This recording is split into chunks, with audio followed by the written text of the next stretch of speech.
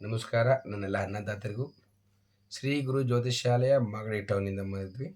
ಈಗ ಈ ಒಂದು ವಿಡಿಯೋದಲ್ಲಿ ಯಾವ 10ನೇ ಗ್ರಹ ರಾಶಿಯಾದಂತಹ ಯಾವ ಮಕರ ರಾಶಿ ವಿಚಾರವನ್ನು ನಾವು ತಿಳ್ಕೊಳ್ಳೋಣ. ಮಕರ ರಾಶಿಯವರಿಗೆ 2025ನೇ ಇಸ್ವಿಯ ಗ್ರಹ ಬಲ ನೋಡೋದಾದರೆ ಗುರುವಿನ ಬಲ ತುಂಬ ಚೆನ್ನಾಗಿಲ್ಲ. ಯಾಕೆ ಅಂತಂದರೆ ಗುರು 6ನೇ ಸ್ಥಾನದಲ್ಲಿ ರೋಗ ಸ್ಥಾನದಲ್ಲಿದ್ದಾನೆ.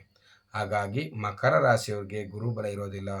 ಸೊ 6ನೇ ಮನೆಯಲ್ಲಿ ಗುರು ಇದ್ರೆ ಏನಾಗುತ್ತದೆ, ರೋಗಸ್ಥಾನ ಗುರು 6ನೇ ಮನೆ. ಹಾಗಾಗಿ ಸೊ ಮಕರ ರಾಶಿಯವರಿಗೆ ಯಾವ ರೀತಿಯಾಗಿ 6ನೇ ಮನೆಯಲ್ಲಿ ಗುರು ಇರೋದ್ರಿಂದ ರೋಗ ಭಯಗಳು ಜಾಸ್ತಿ ಆಗ್ತದೆ. ಹಂಗಾಗಿ ಆರೋಗ್ಯ ಸಮಸ್ಯೆ ತುಂಬ ಜಾಸ್ತಿ ಆಗ್ತದೆ. ತುಂಬ ಜಾಗ್ರತೆಯಾಗಿ ಆರೋಗ್ಯ ಸಮಸ್ಯೆಯನ್ನು ನೀವು ನೋಡ್ಕೊಬೇಕು.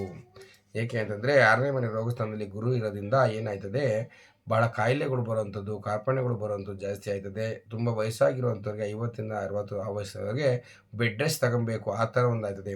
ಇಷ್ಟು ವರ್ಷಗಳ ಕಾಲ ಯಾವುದೋ ಒಂದು ಕಾಯಿಲೆ ಬಂದಿರಲ್ಲ, ಆ ಥರ ಹೊಸ್ದಾಗಿ ಯಾವ್ದಾರು ಅಂತ ಬರುವಂಥ ಕಾಯಿಲೆಗಳು ಜಾಸ್ತಿ ಆಗ್ತದೆ. ಹಾಗಾಗಿ ಗುರುವಿಗೆ ಕಾರಕರಾಗಿರುವಂತಹ ಯಾವ ಅರಳಿ ಮರವನ್ನು ಪೂಜೆ ಮಾಡಬೇಕು, ಕಡಲೆಕಾಳನ್ನು ದಾನ ಮಾಡಬೇಕು. ಅನಂತರ ಗುರುಗಳಾದಂಥ ಶ್ರೀ ಸಾಯಿಬಾಬಾ ಅಥವಾ ಯಾವ ರಾಘವೇಂದ್ರ ಸ್ವಾಮಿಗಳು, ದತ್ತಾತ್ರೇಯ ಸ್ವಾಮಿಗಳು ಅಥವಾ ನಿಮ್ಮ ಮನದೇವರುಗಳಿಗೆ ತೀರ್ಥಯಾತ್ರೆಯನ್ನು ಮಾಡೋದು ಬಹಳ ಶ್ರೇಷ್ಠವಾದಂಥದ್ದು.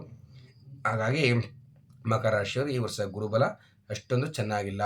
ಇನ್ನು ಶನಿ ಬಲ ನೋಡೋದಾದರೆ ಶನಿ ಬಲ ಸಾಡೆ ಸಾತಿ ಬಿಡುಗಡೆ ಆಯಿತು. ಹಂಗಾಗಿ 7.5 ವರ್ಷಗಳ ಕಾಲ ಮಕರ ರಾಶಿಯವರು ಸಾಡೆ ಸಾತಿ ಇತ್ತು, ಈಗ ಬಿಡುಗಡೆ ಆಗಿದ್ದಾನೆ. ಹಂಗಾಗಿ ಈ ವರ್ಷ 2025 ಒಳ್ಳೆ ಶುಭ ಬಲ ಇದೆ. 2.5 ವರ್ಷಗಳ ಕಾಲ ಶನಿ ಬಲ ಅನ್ನೋದು ತುಂಬ ಚೆನ್ನಾಗಿರ್ತದೆ ಮಕರ ರಾಶಿಯವ್ರಿಗೆ. ಹಂಗಾಗಿ ಶನಿ ಬಲ ಇರೋದ್ರಿಂದ ತುಂಬ ಒಳ್ಳೆಯದಾಯ್ತದೆ. ಸಾಡೆ ಸಾತಿ ಮುಕ್ತಾಯವಾಗಿದೆ. ಹಾಗಾಗಿ ಒಳ್ಳೆ ಖುಷಿ ಪಡುವಂಥ ವಿಚಾರ.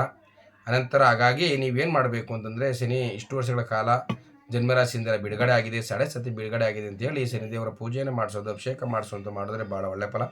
ಏಕೆಂದರೆ ಒಂದು ಸರಿ ಶನಿದೇವರು ಬಂದು ಮತ್ತೊಂದು ಸರಿ ನಮ್ಮ ಜನ್ಮರಾಶಿ ಬರಬೇಕು ಅಂದರೆ 30 ವರ್ಷಗಳ ಕಾಲ ಬೇಕು. ಹಾಗಾಗಿ ಈ ವರ್ಷ ಯಾವ ರೀತಿಯಾಗಿ ಶುಭ ಫಲ ಇನ್ನೂ ಚೆನ್ನಾಗಿದೆ. ಹಂಗಾಗಿ ಸಿನಿಮಾ ದೇವರಿಂದ ನಿಮ್ಗೆ ಒಳ್ಳೆಯದಾಗ್ತದೆ. ಹಾಗೆ ಶನಿದೇವರ ಪೂಜೆಯನ್ನು ಮಾಡಿಸ್ಕೊಳ್ಳಿ. ಇನ್ನು ರಾಹು ಮತ್ತು ಕೇತು ಬದಲಾವಣೆ ಆಗಿರೋದ್ರಿಂದ 2025ನೇ ಇಸ್ವಿಲಿ ರಾಹು ಏನಾಗಿದೆ, 2ನೇ ಸ್ಥಾನದಲ್ಲಿದ್ದಾನೆ. ಸೊ ಧನಸ್ಥಾನದಲ್ಲಿ ಇರೋದ್ರಿಂದ ಯಾವ ಶತ್ರು ಭಯಗಳು ಜಾಸ್ತಿ ಆಗ್ತದೆ. ಧನಸ್ಥಾನದಲ್ಲಿ ರಾಹು ಇರೋದ್ರಿಂದ ನೀವೇನು ಅನ್ಕೊತೀವಿ, ಆ ದುಡ್ಡು ಏನು ಹೂಡಿಕೆ ಮಾಡ್ತೀವಿ ಅದೆಲ್ಲ ಸ್ವಲ್ಪ ಲಾಸ್ ಆಗೋಂಥದ್ದು, ಭಾಳ ಜಾಗ್ರತೆ ಇರಬೇಕು. ಇನ್ನು 8ನೇ ಮನೆಯಲ್ಲಿ ಅಷ್ಟಮ ಸ್ಥಾನ, ಅಷ್ಟಮ ಅಂದರೆ ಆಯುಷ್ ಸ್ಥಾನ. ಸೊ ಆಯುಷ್ ಸ್ಥಾನದಲ್ಲಿ ಕೇತು ಇರೋದ್ರಿಂದ ಮೃತ್ಯು ಭಯವಿರುತ್ತದೆ. ಸೊ ಹಂಗಾಗಿ ಆದಷ್ಟು ಸಹ ನೀವು ವಾಹನವನ್ನು ಓಡಿಸ್ಬೇಕಾದ್ರೆ, ಎಲ್ಲಿ ಟ್ರಿಪ್ ಹೋಗ್ಬೇಕಾದ್ರೆ, ನೀರಿಗೆ ಇಳಿಬೇಕಾದ್ರೆ ತುಂಬ ಜಾಗ್ರತೆಯಾಗಿರಬೇಕು. ಆರೋಗ್ಯ ಏನಾದರೂ ಸಮಸ್ಯೆ ಇದ್ದರೆ ಆದಷ್ಟು ಜಾಗ್ರತೆಯಾಗಿ ಆ ಆರೋಗ್ಯವನ್ನು ಸರಿ ಮಾಡ್ಕೊಬೇಕು.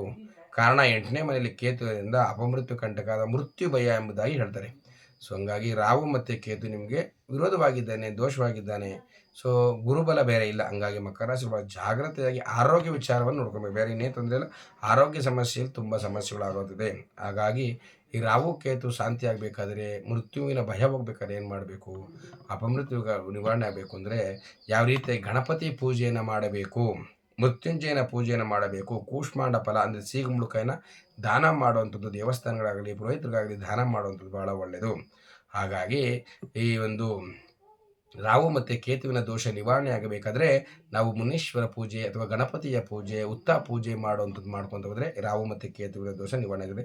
ಹಾಗಾಗಿ ನೋಡೋದಾದರೆ ಓವರಾಲ್ ಮಕರ ರಾಶಿಯವರಿಗೆ 1 ವರ್ಷ ಸಹ ಗುರುಬಲ ಇರೋದಿಲ್ಲ, ರೋಗ ಭಯ ಇರ್ತದೆ. ಆದರೆ ಶನಿ ಬಲ ತುಂಬ ಚೆನ್ನಾಗಿದೆ, ಭಾಳ ಚೆನ್ನಾಗಿದೆ.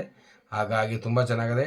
ಆದರೆ ರಾಹು ಕೇತು ಸ್ವಲ್ಪ ಮಟ್ಟಿಗೆ ಕಷ್ಟದಲ್ಲಿದ್ದಾನೆ. ಹಂಗಾಗಿ ಮಕರ ರಾಶಿ ಈ ವರ್ಷ ಭಾಳ ಜಾಗ್ರತೆಯಾಗಿದ್ದರೆ ಭಾಳ ಒಳ್ಳೆಯದು. ಆರೋಗ್ಯದಲ್ಲಿ ತುಂಬ ಲಾಸ್ ಆಗ್ತದೆ, ತುಂಬ ಹುಷಾರಾಗಿರಿ. ನಮಸ್ಕಾರ. ಸರ್ವೇ ಜನ ಸುಖಿನೋ ಭವಂತು. ಎಲ್ಲರಿಗೂ ಒಳ್ಳೆಯದಾಗಲಿ. ಮಕರ ರಾಶಿಯವರು ಯಾರು ನಿಮ್ಮ ಸಂಬಂಧಿಕರು ಸ್ನೇಹಿತರಿದ್ದರೆ ಇದನ್ನು ಶೇರ್ ಮಾಡಿ. ನಮಸ್ಕಾರ, ಒಳ್ಳೆಯದಾಗಲಿ. ಓಂ ನಮಃ ಶಿವಾಯ.